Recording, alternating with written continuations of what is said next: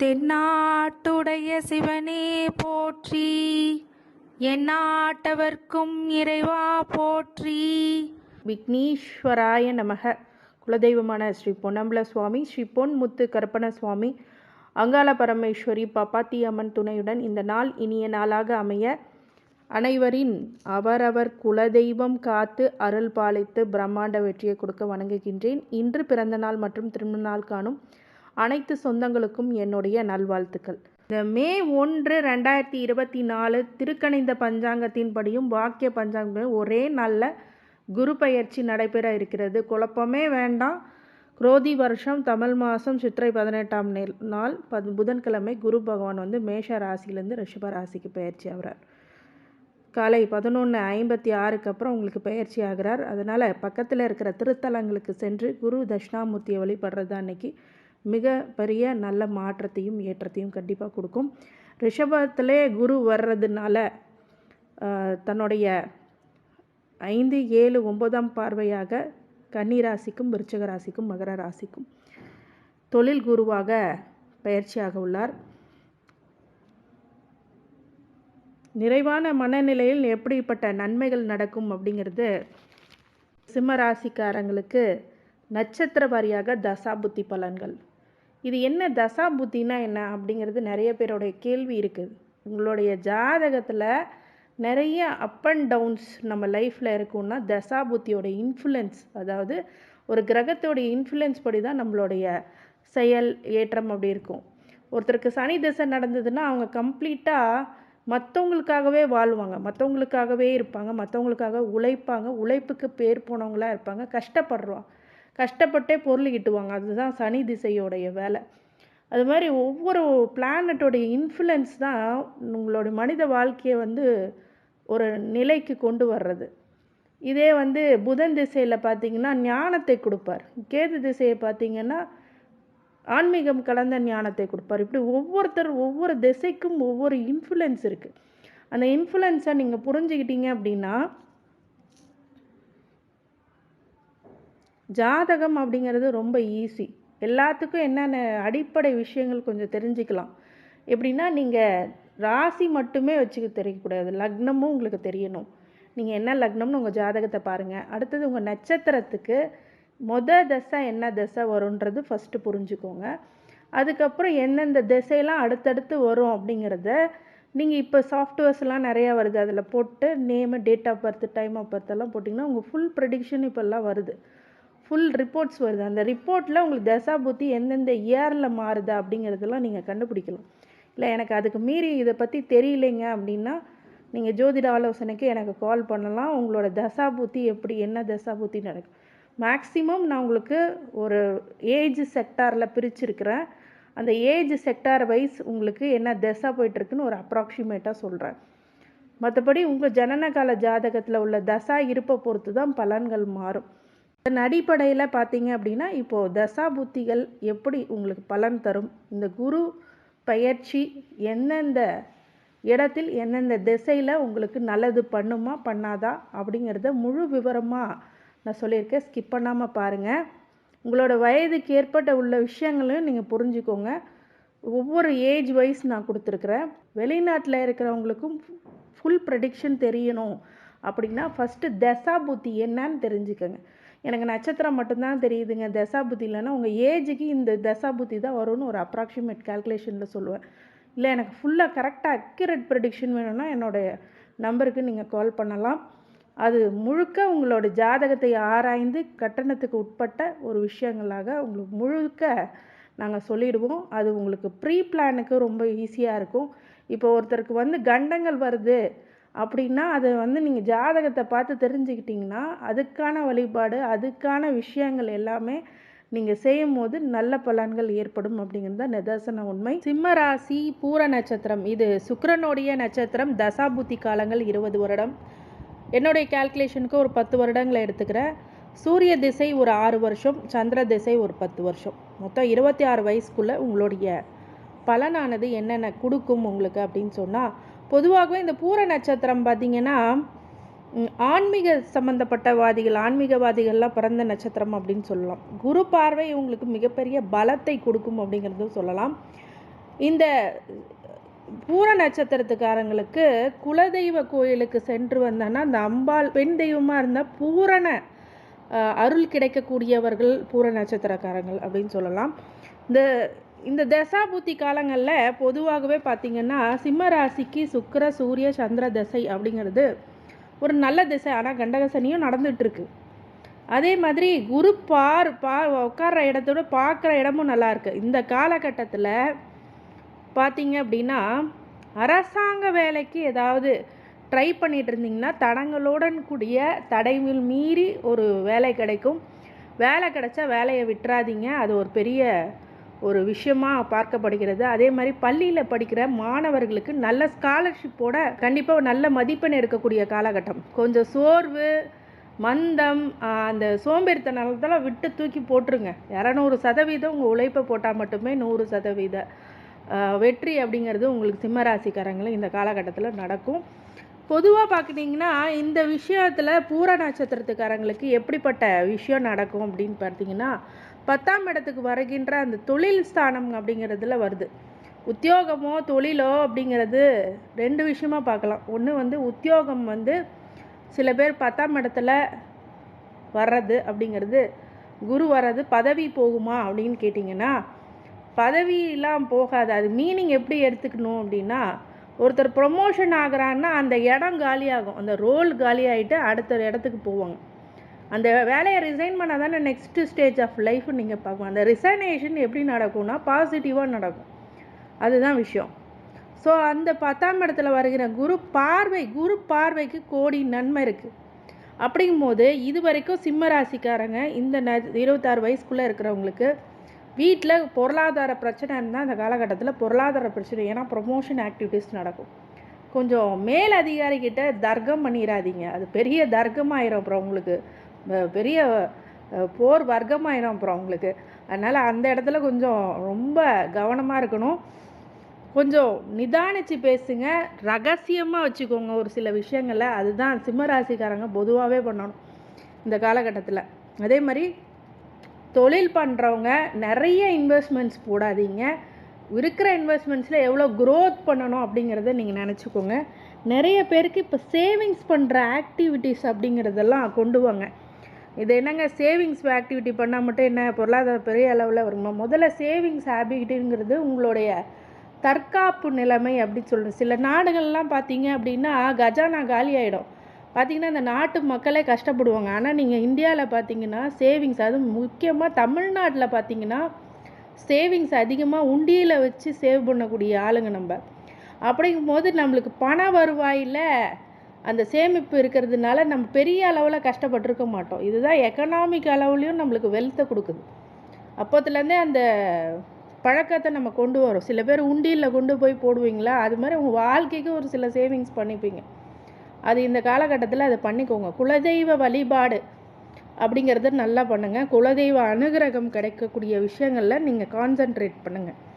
இந்த அரசாங்க உத்தியோகத்துக்கு ட்ரை பண்ணிங்கன்னா கண்டிப்பாக அரசாங்க உத்தியோகம் கிடைக்கும். கண்டக சனினால் கொஞ்சம் இடர்பாடுகள், நிறைய உழைப்பு போட்டு தான் நீங்கள் வாங்க வேண்டியது இருக்கும். அந்த மாதிரி விஷயங்கள்லாம் நடக்கும். நிறைய பேர் டாக்டருக்கு ட்ரை பண்ணிங்க அப்படின்னா இந்த காலகட்டம் செம்மையான காலகட்டம். ஆனால் அதுக்கு நிறைய மெனக்கெடுதல் அப்படிங்கிறது கண்டிப்பாக இருக்கும். அதே மாதிரி ஆன்மீகவாதிகளுக்கு ஒரு நல்ல ஒரு போக்கு இருக்கும். ஸ்டார்ட் அப்புன்னு பண்ணுறீங்கள, பிஸ்னஸ் ஸ்டார்ட் அப்னு சில பேர் பண்ணுவாங்க. க்ரோத், அந்த ஸ்டார்ட் அப் இப்போ தான் பண்ணுவீங்க. நிறைய பேர் புதுசாக ட்ரை பண்ணுவீங்க. அதெல்லாம் நடக்கும். கடன் பிரச்சனை இருந்துச்சுன்னா கடன் பிரச்சனை குறையும். நோயினால் பாதிக்கப்பட்டவங்க சில பேர் நோயினால் பிரச்சனை இருந்துச்சுன்னா அது இப்போ குறையக்கூடிய காலகட்டம். அது மாதிரி எதிரிகள்னால் வஞ்சிக்கப்பட்ட நீங்கள் இந்த காலகட்டத்தில் அதுலேருந்து கொஞ்சம் நிவர்த்தி ஆகக்கூடிய விஷயங்களும் இருக்கும். சில பேர் பொறாமை கண்ணு இதெல்லாம் நிறைய அவங்க மேலே போட்டிருப்பாங்க. அப்படிங்கும்போது இந்த காலகட்டத்தில் குரு பார்க்கறதுனால நல்லதே நடக்கும் உங்களுக்கு. சில பேர் மாந்திரிக சம்மந்தப்பட்ட பிரச்சனையெல்லாம் எங்களுக்கு இருக்குங்க அப்படின்னு சொன்னாங்கன்னா அந்த ஜாதகம் எப்படி இருக்குன்னு எங்களுக்கு தெரியும். ஜோதிட ஆலோசனைக்கு நீங்கள் கூப்பிட்டு கூட கேட்டுக்கலாம். அப்படிப்பட்ட கிரக நிலைகள் உங்களோட ஜாதகத்தில் இருந்தால் மட்டுமே பாதிப்பீங்க. மற்றபடி குரு அந்த இடத்துல எதிரி அப்படிங்கிற இடத்த பார்க்கும்போது மறைமுக தொல்லைகள், மறைமுகம் எதிரிகளால் வஞ்சிக்கப்பட்ட ஒரு சில விஷயங்கள்லாம் பண்ண முடியாது. இந்த காலகட்டத்தில். அதையும் மீறி பண்ணுறாங்க அப்படின்னா, எனக்கு எது பிரச்சனையாகவே தெரியுதுங்க அப்படின்னா, அந்த ஜாதகம் எப்படி இருக்குன்னு தெரியும். அதுவும் நீங்கள் கேட்டுக்கலாம். அடுத்தது செவ்வாய் திசை 26 வயசுலேருந்து 33 வயசு வரை. இந்த திசை வந்து பார்த்திங்கன்னா, செவ்வாய் 4க்கும் 9க்கும் உடையவர். சிம்ம ராசிக்கும் சிம்ம லக்னத்துக்கும் 4க்கும் 9க்கும் உடையவர். இப்போ பார்த்தீங்க அப்படின்னா, இந்த காலகட்டத்தில் வீடு மனை யோகம் அப்படிங்கிறதுலாம் வாங்க. லக்ஸூரியஸாக பில்டிங் கட்டணும் அப்படின்னு நீங்கள் நினச்சிங்கன்னா, இந்த காலகட்டம் லக்ஸூரியஸாக நீங்கள் கொண்டு போவீங்க. கடன் எதிரி தொல்லை அப்படிங்கிறது, கடன் வாங்கி ஒருத்தவங்க ஹோம் லோன் வாங்கி கண்டிப்பாக வீடை கட்டுவீங்க. லோன் ப்ராப்பர்ட்டிஸ் அப்படிங்கிறது கிடைக்கும். என்ன பிஸ்னஸ் லோன் கேட்டிங்கனாலும் கிடைக்கும். ஹோம் லோன் தாராளமாக கிடைக்கும் உங்களுக்கு. நிறைய பேர் ஃப்ளைட் ஏறி போவீங்க. ஒரு சில பேர் அந்த இதெல்லாம் இருக்குது. ஆனால் இந்த செவ்வாய் திசையில் இளைய சகோதரர் வழியில் மூத்த சகோதரர் வழியில் ஒரு சில பிரச்சனைகள் இருக்கும் உங்களுக்கு. அந்த இடத்துல மட்டும் கொஞ்சம் பார்த்துக்கோங்க. அது எதிரித்துவம் ஆகாமல் கன்வெர்ட் ஆகாமல் நீங்கள் பார்த்துக்கோங்க. அதுதான் நல்ல விஷயம். அது செவ்வாய் திசையில் உடல்நிலையில் ஆரோக்கியத்தில் கொஞ்சம் மெனக்கெட்டு ஆரோக்கிய விஷயத்தில் ரொம்ப கவனமாக இருங்க. இது வந்து நல்லதை கொடுக்கும். அடுத்தது ராகு திசை 33 வயசுலேருந்து 51 வயசு வரைக்கும். இது பொதுவாகவே ஒரு அசுப கிரக திசை. ஆனால் ராகு உங்களுடைய ஜனன கால ஜாதகத்தில் எந்த இடத்துல இருக்கிறாரோ அதை பொறுத்தே பலன் கொடுப்பார். ஆனால் இந்த ராகு திசை உங்களுக்கு என்ன பண்ணும் அப்படின்னு கேட்டால், சில பேர்த்துக்கு அது சுபகிரகமாக சுப திசையாக இருந்துச்சுன்னு வச்சுக்கோங்க, உங்கள் ஜாதகத்தில் அடித்து தூள் பண்ணிடுவார். எப்படின்னா பிரம்மாண்ட வளர்ச்சியை கொடுத்துருவார். பிரம்மாண்டமாக உங்களை கொண்டு போவார். ஆனால் கடைசியில் எல்லாத்தையுமே சுருட்டிப்பார். அது ஒரு விஷயம். அதனால் இந்த காலகட்டத்தில் மாற்றுப்பாலினத்தினாலும் கொஞ்சம் கவனமாக இருக்கணும். தொழிலையோ உத்தியோகத்துலேயோ இருந்தீங்கன்னா யார்கிட்டையும் உங்கள் ரகசியத்தை சொல்லாதீங்க. உங்கள் குடும்ப பிரச்சனையை இன்னொருத்தர்கிட்ட போய் பேசாதீங்க. அது நல்ல விஷயம். அது மாதிரி சில விஷயங்கள்லாம் ரொம்ப ஹானஸ்ட்டாக சொல்லணும் அப்படின்னா நிறைய சீக்ரெட்ஸ் வச்சுக்கோங்க. அதுதான் உங்களுக்கு நல்லதை கொடுக்கும். சைலன்ஸ் இஸ் அ பெஸ்ட் பாலிசிங்கிற மாதிரி ஒரு பாலிசி வச்சுக்கோங்க. சைலண்ட்டாக இருங்க, வேலையை மட்டும் பாருங்கள். உங்களோட பிராப்தம் நல்லா இருந்துச்சுன்னா டெஃபினட்டாக நல்லாயிருக்கும். அசுப கிரக திசையாக ஆயிடுச்சு என்னோடய ஜாதகத்தில் ராகு அப்படின்னா அவமானம் வம்பு வழக்கெல்லாம் கொடுத்துரும். அதுக்கு என்ன வழிபாடு பண்ணணுங்கிறதும் நான் சொல்லி கொடுத்துருவேன் உங்களுக்கு. சில ராகு திசையில் சில பிரச்சனைகள் வரக்கூடிய விஷயம் இருக்கும். சில பேர் மாற்றுப்பாலினத்தினரோட சரியான ப்ராப்ளம் இருக்கும். சில பேர் இந்த காலகட்டத்தில் பெண்கள் தொடர்பு அப்படிங்கிறது கொஞ்சம் கவனமாக இருக்கணும். ஏன்னா அந்தஸ்து கௌரவம் அப்படிங்கிறதெல்லாம் இந்த சொசைட்டியில் ரொம்ப முக்கியமானது. அதையும் நீங்கள் பார்த்துக்கணும். இந்த காலகட்டத்தில் செகண்ட் மேரேஜ் அப்படிங்கிறது நடக்கும். சில பேர்த்துக்கு லவ் மேரேஜாக கூட நடக்கலாம். லேட் மேரேஜ் நடக்கிறவங்களுக்கும் லேட் மேரேஜ் நடக்கும். ஆனால் பொருத்தம் பார்த்து கல்யாணம் பண்ணுங்கள். அதுதான் இந்த காலகட்டத்தில் ரொம்ப உசித்தமான விஷயம். என்னதான் ராகு சுபத்துவமாக இருந்தாலும் அவர் அசுபம் தான், கிரகம் தான். அப்படிங்கும்போது இந்த காலகட்டத்தில் கல்யாணம் போன்ற விஷயங்கள் பண்ணும் போதோ இல்லை பொதுவாகவே தீய விஷயங்களை தவிர்க்கிறது நல்லது. நல்ல விஷயம் பண்ணும்போது உங்கள் ஜாதகத்தோட செட் ஆகுதா, அவங்க தசா புத்தி உங்களுக்கு ஈக்குவலாக வருதா, நல்லபடியாக வருதா, அதுக்கு எதிராக இருக்கா அப்படிங்கிறதெல்லாம் பாருங்கள். எதிராக இருந்தால் பண்ணாதீங்க. அதே மாதிரி சில சூட்சுமங்க கிரகங்களுடைய கன்ஜங்ஷன்ஸ் எல்லாமே பார்க்கணும். அப்படின்னா தான் அது ஒரு முழு ரிசல்ட் கன்க்ளூஷன் சொல்ல முடியும். இந்த மாதிரி விஷயங்களை பாருங்கள். குலதெய்வ வழிபாடு முக்கியமானது ராகு திசையில். முக்கியமாக பார்த்திங்கன்னா ராகு திசையில் துர்கை வழிபாடு பண்ணுறது, காளியம்மனை வழிபடுறது ரொம்ப ரொம்ப ரொம்ப நல்லதை கொடுக்கும். என்ன எக்ஸ்பேண்டாக சூப்பரான ரிசல்ட்டு கொடுக்கும். நீங்கள் வேணால் பாருங்கள். குரு திசை 51 வயசுலேருந்து 67 வயசு வரைக்கும். இந்த குரு திசையில் 100% குரு இப்போ எந்த இடத்துக்கு வந்திருக்காரோ என்ன பார்க்குறாரோ அது எல்லாத்தையும் சுபிட்சம் பண்ணும் இந்த குரு திசையில். பொதுவாக குரு திசை 5க்கும் 8க்கும் உடையவர். சூரியனுக்கு 5க்கும் 8க்கும் உடையவர் தசை போயிட்டுருக்கு. அப்படிங்கும்போது உங்களுக்கு புத்திரர் வழியில் ரொம்ப சந்தோஷம் நிறைஞ்சிருக்கும். அதே மாதிரி கொடுக்கல் வாங்கலில் நல்ல ஒரு விஷயம் நடக்கும். ஆயில் பலம் அதிகமாக இருக்கும். ஓகேங்களா? ஆயில் கண்டங்கள் இருந்தால் கூட இந்த காலகட்டத்தில் கண்டங்கள் விலகி போகும். அதே மாதிரி 10ஆம் இடத்துலேருந்து 2ஆம் இடத்தை பார்க்குறது அப்படிங்கும்போது குடும்பத்தில் சுபகாரியங்கள் கன்ஃபார்மாக நடக்கும். ஆடை ஆபரணங்கள், உங்கள் பேச்சே கேட்காதவங்க கூட இந்த காலகட்டத்தில் கேட்பாங்க. உங்களுக்கு பேச்சு மதிப்பே இல்லைங்க அப்படின்னு சொன்னவங்க கூட இந்த காலகட்டத்தில் உங்கள் யோசனையை கேட்டு தான் அவங்களே செய்வாங்க. தொழிலையும் அப்படி தான், உத்தியோகத்துலேயும் அப்படி தான், வீட்லேயும் அப்படி தான். இப்படி 3 விஷயமும் உங்களுக்கு ஒரு மனுஷனுக்கு இருந்தால் ரொம்ப சந்தோஷமான நிலைமை. அதெல்லாம் இப்போ உங்கள் அந்த பிராப்தம் உங்களுக்கு கொடுத்துரும். இந்த மாதிரி நல்ல விஷயங்கள்லாம் குரு திசையில் நடக்கும். அது மட்டும் இல்லாமல் நிறைய பேருக்கு இந்த காலகட்டத்தில் தாயாரோடைய உடல்நிலை சரியில்லைனாலும் இந்த உடல்நிலை சரியாகும். தாயார் வழி சொத்து சில பேர்த்துக்கு கிடைக்கும். வீடு மனை பிராப்தம் இருக்கும். வண்டி வாங்கின புதுசாக அவங்க சில பேர் இப்போல்லாம் வந்து பார்த்திங்கன்னா ரோல்ஸ் ராய்ஸே வாங்குவாங்க. அவங்கவுங்க தகுதிக்கு ஏற்ப வண்டி வாகனங்களை வாங்குவாங்க. ஒரு சில பேர் ஹீரோ இது ஹோண்டா வச்சுருந்தாங்க அப்படின்னா இப்போ ராயல் என்ஃபீல்டு வாங்குவாங்க. அதேமாதிரி இப்போ ஒரு சாதாரண கார் வாங்கி வச்சுருக்குறாங்க அப்படின்னா அடுத்த ஸ்டேஜ் ஆஃப் ஒரு பிராண்டட் கார் நல்ல காராக வாங்குவாங்க. அந்த மாதிரி சில விஷயங்கள் எல்லாமே ரொம்ப பாசிட்டிவாக உங்களுக்கு நடக்கும். இதெல்லாம் குரு திசையில் உங்களுக்கு மிகப்பெரிய யோகத்தை கண்டிப்பாக கொடுக்கும். அதே மாதிரி மாங்கல்யம் அப்படிங்கிறது நல்லபடியாக அமையும். அதே நோய் அப்படிங்கிறது இந்த காலகட்டத்தில் ஏற்பட்டாலும் பெரிய அளவில் பாதிப்பு ஏற்படாது. எதிரிகள்னால் தொல்லைகள் அப்படிங்கிறது சுத்தமாக குறையும். உங்ககிட்ட அவங்க கை ஓங்கவே ஓங்காது, அது நடக்கும். அதே மாதிரி கடன் பிரச்சனை அப்படிங்கிறது குறையும். இந்த காலகட்டத்தில் பிஸ்னஸ் பார்ட்னர் அப்படின்னு இருக்கிறவங்கள மட்டும் கொஞ்சம் நோட்டமிடுங்க. ஒன்று லைஃப் பார்ட்னர்லேயோ பிஸ்னஸ் பார்ட்னர்லேயோ சின்ன சின்ன தொந்தரவுகள் கண்டிப்பாக வந்தே ஆகும். அவங்களுக்கு அப்படி பிரச்சனை வந்துச்சுன்னா அது கண்ட சனியோட பாதிப்பு அதிகமாக இருக்குது, சனியோட பாதிப்பு அதிகமாக இருக்குதுன்னு அர்த்தம். இந்த குரு பார்வையிட்டாலுமே அந்த பிரச்சனைங்கிறது அந்த இடத்துல கொஞ்சம் கவனமாகவும் எச்சரிக்கையாகவும் இருக்கணும். சனி திசை 67 வயசுலேருந்து 86 வயசு வரைக்கும். இது சனிங்கிறவரை ஒரு ஆகாத திசை சிம்ம ராசிக்கு சிம்ம லக்னத்துக்கு அப்படியே ஆப்போசிட்டாக நடக்கும். உங்களுக்கு அன்ஃபேவரபிள் பீரியட் அப்படின்னு சொல்லலாம். அன்ஃபேவரபிள் பீரியட்னாலும் இந்த குரு பார்க்குற இடம்னால குடும்பம் தப்பிச்சிருச்சு, வாக்கு தப்பிச்சிருச்சு, உங்களோட பொருளாதார நிலைமை தப்பிச்சிருச்சு, நோய் எதிரி கடனால் கொஞ்சம் இதில் மூணுத்தில் ஏதாவது ஒன்று கொடுத்து கஷ்டப்படுத்தும். ஒன்று நோயை கொடுக்கும், இல்லை எதிரியை கொடுக்கும், இல்லை கடனை கொடுத்துரும். இதனால் ஏதாவது துன்புறக்கூடிய விஷயங்கள் இருக்கிறதுனால சனி திசையில் என்ன பண்ணணும் அப்படிங்கிறது எனக்கு உங்கள் ஜனன கால ஜாதகத்தை அனுப்பி விட்டு நீங்கள் கேட்டிங்க அப்படின்னா அதுக்கான வழிபாடுகள் அப்படிங்கிறது பண்ணலாம். எல்லாத்துக்கும் மேலே பரம்பொருள் ஒருத்தர் இருக்கார், அது முதல்ல புரிஞ்சுக்கணும். எல்லாத்துக்கும் மேலே ஒரு சக்தி இருக்குது. அது யாராக கூட இருங்க, ஆன்மீக சார்ந்த விஷயங்கள்லாம் போங்க. ஆன்மீகங்கிறது எல்லாத்துக்கும் பொதுவானது. அது ஹிந்துவாக இருக்கலாம், முஸ்லீமாக இருக்கலாம், கிறிஸ்டினாக இருக்கலாம். உங்களுடைய தெய்வத்தை மனதார பற்றி கொள்ளுங்கள், அது மிகப்பெரிய வெற்றியை கொடுக்கும். புதன் திசை அப்படிங்கிறது சிம்ம லக்னத்துக்கு வந்து பார்த்திங்கன்னா சிம்ம ராசி சிம்ம லக்னத்துக்கு 2-11 உடையவர் புதன். அதில் சிம்ம லக்னாதிபதியான சூரியனுக்கு தன் முதல் நண்பர் அப்படின்னு சொல்லலாம். ஆட்சி உச்சம் பெற்றிருந்தால் பொருளாதார விஷயத்தில் மிகப்பெரிய ஏற்றங்களை கொடுக்கக்கூடிய இடம் அப்படின்னு சொல்லலாம். லக்னத்துக்கு நட்பு மற்றும் திக்பலத்துடன் உங்களோட ஜாதகத்தில் இருந்ததுன்னா சிறப்பான நிலை.